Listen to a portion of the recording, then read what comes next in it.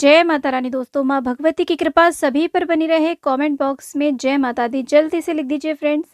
आज के इस वीडियो में हम जानेंगे कि अखंड ज्योत क्यों जलाई जाती है और कैसे जलाई जाती है, इसके क्या संपूर्ण नियम होते हैं और ज्योत को कैसे संभाला जाता है, और गलती से अगर ज्योत बुझ जाए तब हमें क्या करना चाहिए। यानी कि अखंड ज्योत से संबंधित संपूर्ण जानकारी आज की इस वीडियो में आपको मिलने वाली है।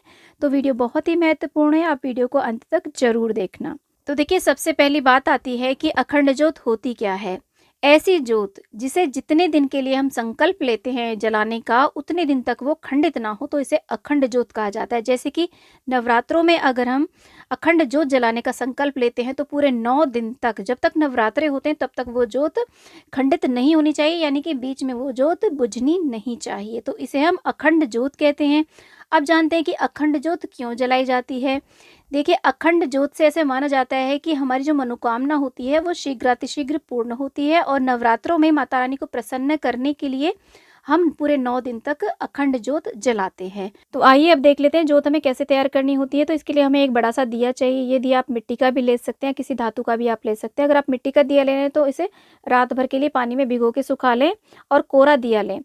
इसी के साथ में ऐसे आप धातु का यानी कि पीतल का भी दीपक आता है, इसे भी ले सकते हैं। ये बहुत ही ईजी टू यूज़ होता है। आप इसे हर नवरात्रे में बार बार धुल करके साफ करके बार बार रीयूज़ कर सकते हैं। तो ये बहुत ही कन्वीनियंट रहता है, आप ये वाली जोत ला सकते हैं।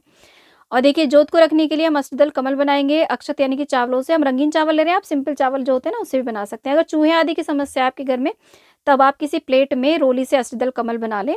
ऐसे चावलों से ना बनाएं, क्योंकि चूहे जो हैं कभी कभी हमारी जोत को गिरा देते हैं चावल खाने के चक्कर में। और ऐसे देखिए, एक सिक्का जरूर रख दें अष्टदल कमल के बीचों बीच। और ये जो जोत है आप कलावे से भी बना सकते हैं, मार्केट से ऐसी बनी बनाई जोत आती है वो भी ले सकते हैं। कई तरीके होते हैं जोत बनाने के।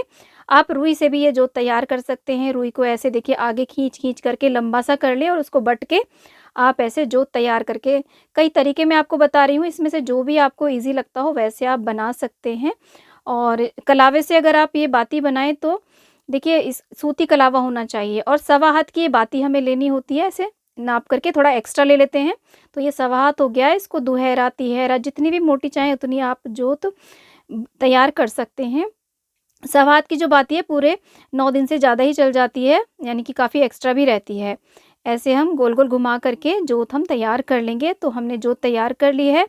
और इसी के साथ में देखिए, इसमें जो पीतल की जोत आती है ना, उसमें बीच में पेच होता है। इस पेच को खोल करके इसके अंदर हम ऐसे पिरो देंगे जोत को अच्छे से, और इसको हम ऐसे लगा देंगे। और जितनी भी हमने एक्स्ट्रा बनाई है ना, सारी हम इसके ऊपर गोल गोल घुमा करके रख देंगे, ताकि जब हम जोत बढ़ाएं ना तो ईजिली वो बढ़ सके, कहीं अटके ना। इसके बाद में देखिए, आप ये जो जोत है चाहे तो देसी घी की जला सकते हैं, तिल के तेल की जला सकते हैं, माता काली के नाम की सरसों के तेल की भी जोत जलाई जाती है। अगर आप घी की जोत जला रहे हैं तो जिधर शेर का मुख है, यानी कि माता रानी के राइट साइड में हमें वो जोत जलानी होती है। अगर आप तेल की जोत जला रहे हैं तो वो जोत आप माता रानी के लेफ्ट यानी कि शेर की पूंछ की तरफ जलाएंगे।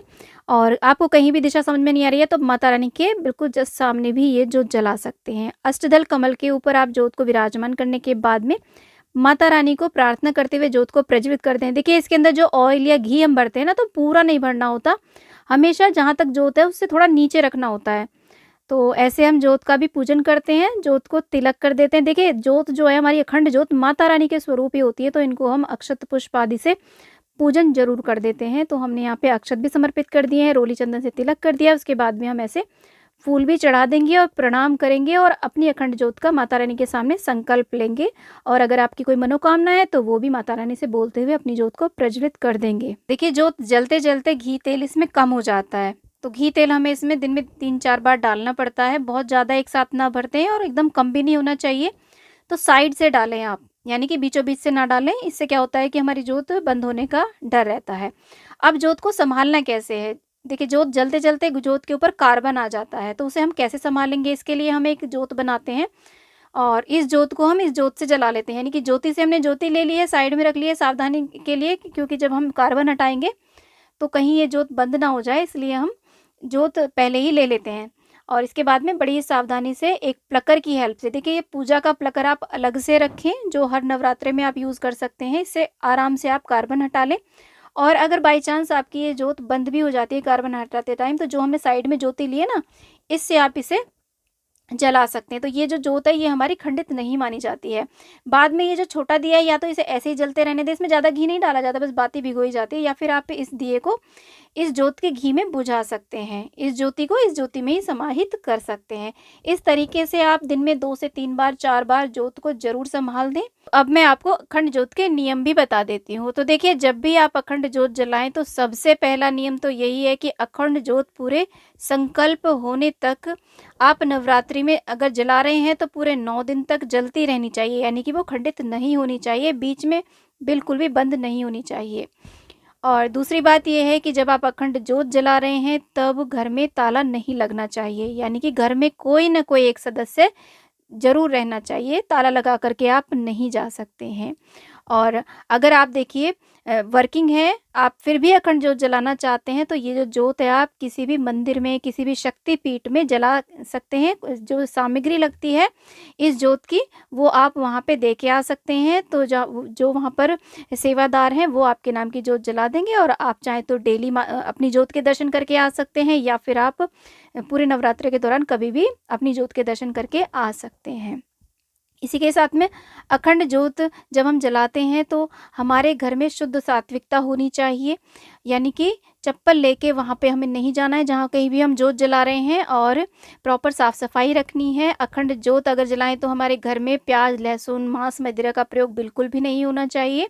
शुद्ध सात्विक ब्रह्मचर्य से पूरे घर में हमें रहना चाहिए, और शुद्धता का बहुत ज़्यादा ध्यान रखना चाहिए, और हमें तन, मन, धन, वचन से हर प्रकार से शुद्ध और सात्विक रहना चाहिए। किसी की निंदा या बुराई हमें नहीं करना चाहिए। हर वक्त मन में माता रानी का ही हमें ध्यान करना चाहिए। तो इन सब बातों का ध्यान रखते हुए आप अखंड जोत जला सकते हैं। जय माता दी।